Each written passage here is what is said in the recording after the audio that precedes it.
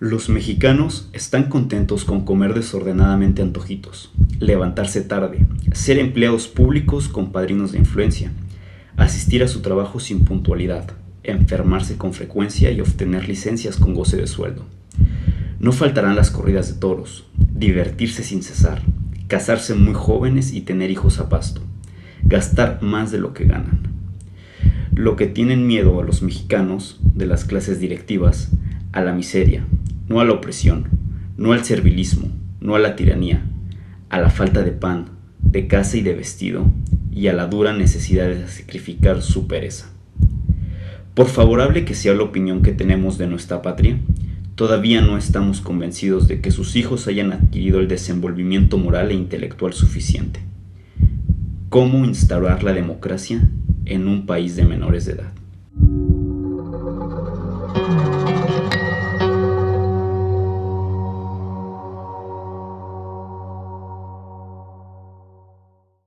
La vida y obra de José de la Cruz Porfirio Díaz Mori, desde su nacimiento en Oaxaca, el 15 de septiembre de 1830, hasta su muerte en París, el 2 de julio de 1915, ha quedado semioculta por un velo de misterio y empolvada y ensuciada por la creciente ignorancia del pueblo mexicano al que él mismo perteneció.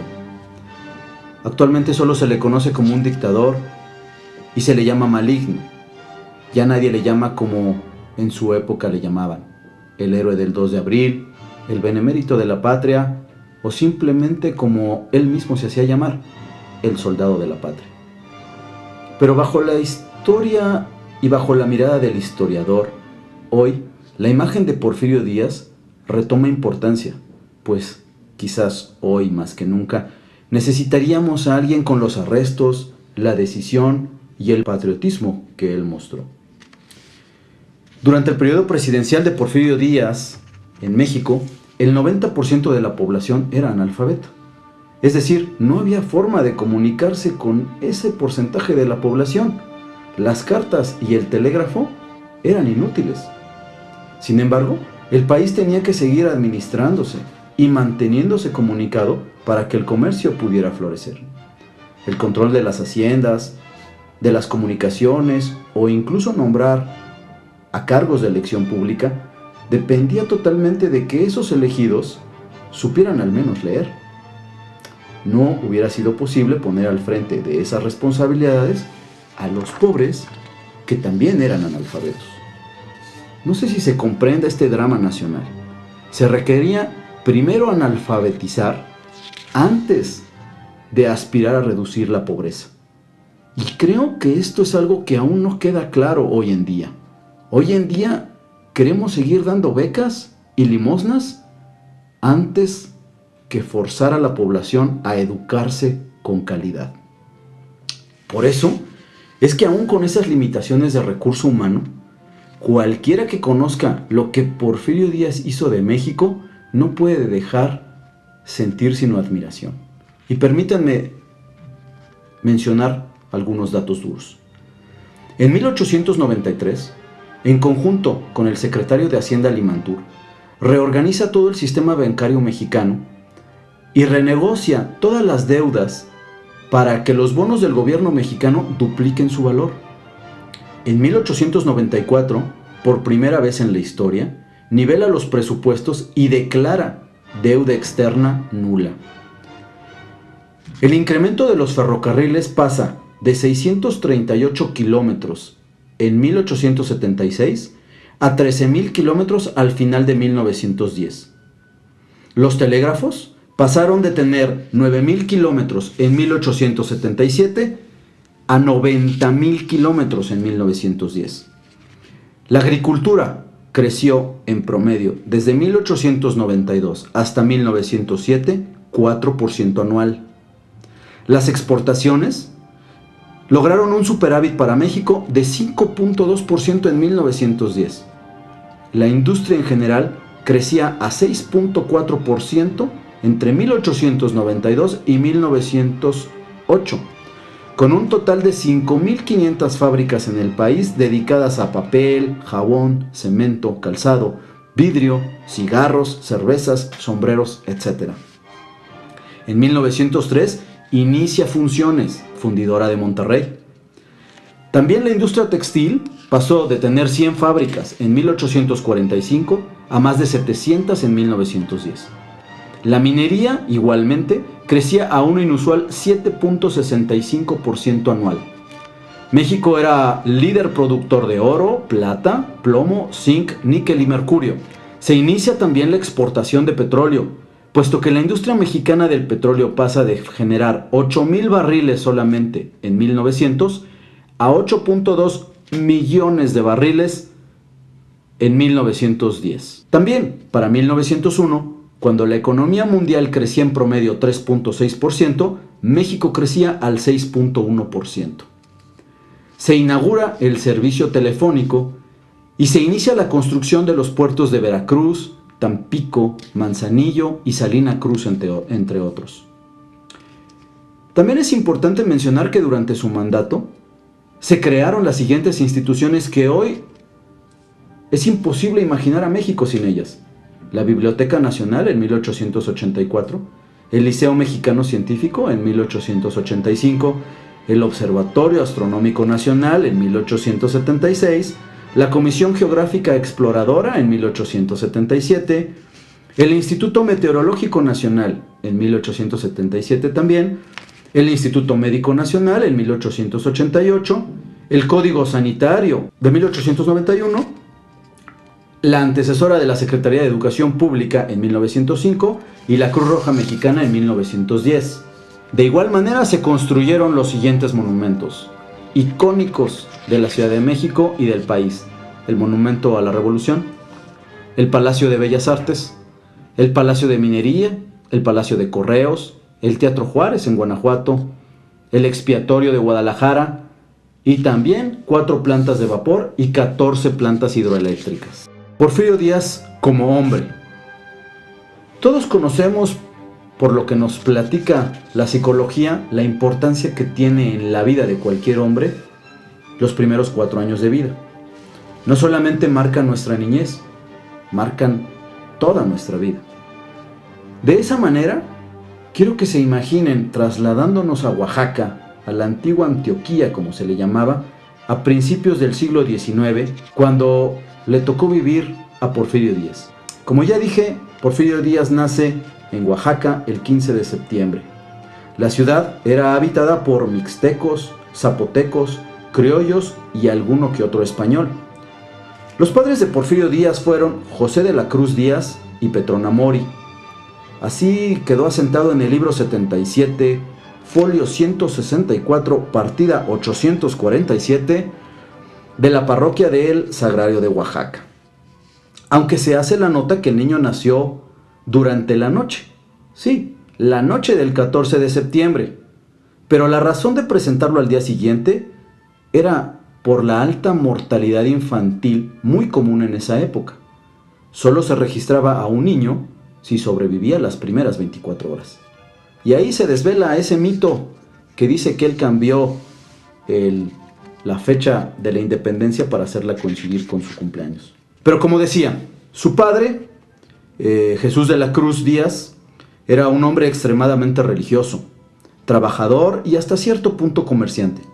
Gozaba de una buena reputación en la ciudad de Oaxaca, pero no era una persona destacada y mucho menos audaz. El poco tiempo que pasaba en casa y convivía con su hijo, lo usaba para educarlo rígidamente en las artes de la iglesia y de la ayuda en la casa, sin mimos, con austeridad. Murió apenas Porfirio tenía 7 años de edad, pero no sin antes prometer al curato de Oaxaca que su hijo se ordenaría sacerdote al cumplir la mayoría de edad. Es por efecto de esa promesa que Porfirio ingresa al seminario a los 6 años, bajo la atenta mirada de sus padres y con el futuro casi decidido de antemano. Su madre, Petrona Mori, era una mujer dura, una mujer recia.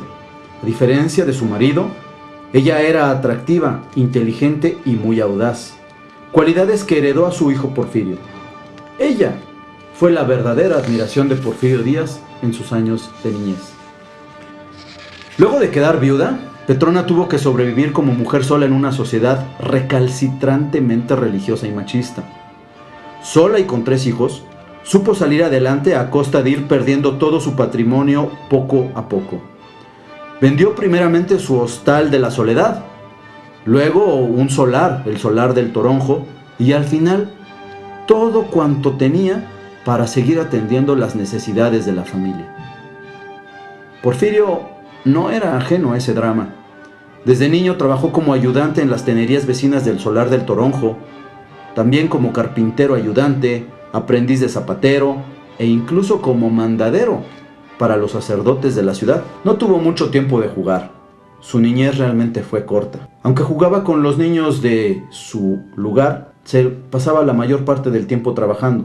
Su mente infantil se forjó duramente. Su madre aprovechó la sumisa imagen del marido con los curas y abogó para que se le concediera a Porfirio la oportunidad de seguir estudiando en el seminario y ordenarse sacerdote tal como lo había prometido su esposo, cosa que conseguiría después de muchos vericuetos. Porfirio supo aprovechar bien la oportunidad y consiguió terminar la instrucción primaria y la secundaria a costa del seminario. Casi cuando ya cumplía los 18 años y era inminente su entrada al seminario ya mayor y se preparaba para tomar la decisión, tuvo una encrucijada crucial en su vida. Decidió, de la noche a la mañana, que enfrentaría a su madre y le diría su deseo de abandonar el seminario para irse a inscribir en el Instituto de las Ciencias y las Artes. Eso generaba una catástrofe familiar. Ordenarse sacerdote en el seminario mayor garantizaba a Porfirio Díaz una dieta, un recurso que sin duda era valioso para la familia. La noticia fue una bomba, como ya dije, para la familia Díaz. Los curas lo expulsaron con las mayores humillaciones. Porfirio narra ese momento en sus memorias y de cómo, en su soledad, su madre fue la única que le apoyó. Ella misma fue la que enfrentó a los sacerdotes para comunicarles la decisión de su hijo y seguirlo apoyando, aún a sabiendas de perder ese dinero de dieta. Con ese acto fundamental, Porfirio aprendió de su madre lo que significa la integridad y el valor de perseguir lo que uno realmente quiere. Pero también la idolatró y se prometió a sí mismo nunca dejar que el peso de la vida recayera nuevamente solo sobre sus hombros. Es a partir de ese momento que Porfirio Díaz redobla sus esfuerzos para mantener a su familia y ayudar a su madre. Con mucho esfuerzo logra ahora una beca personal para continuar sus estudios en el Instituto de Ciencias y Artes, donde finalmente se gradúa como licenciado en Derecho. No fue un alumno destacado, pero tampoco fue un alumno mediocre. Durante sus estudios trabajó como mensajero entre la ciudad de Oaxaca y las poblaciones de la sierra, lo cual le generó un dinero adicional que transfería íntegramente a su familia, pero que también le permitió aprenderse de memoria todos los caminos de la sierra.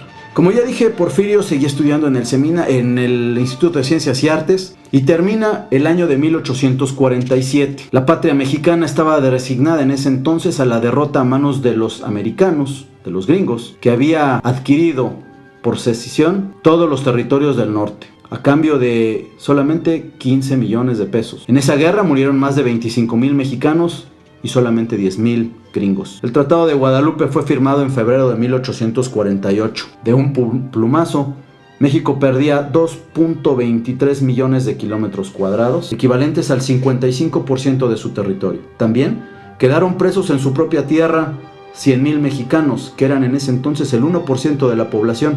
Porfirio miraba el mapa de México de 1847 y lo comparaba con el de 1848. Juró que defendería a la patria como a su propia madre.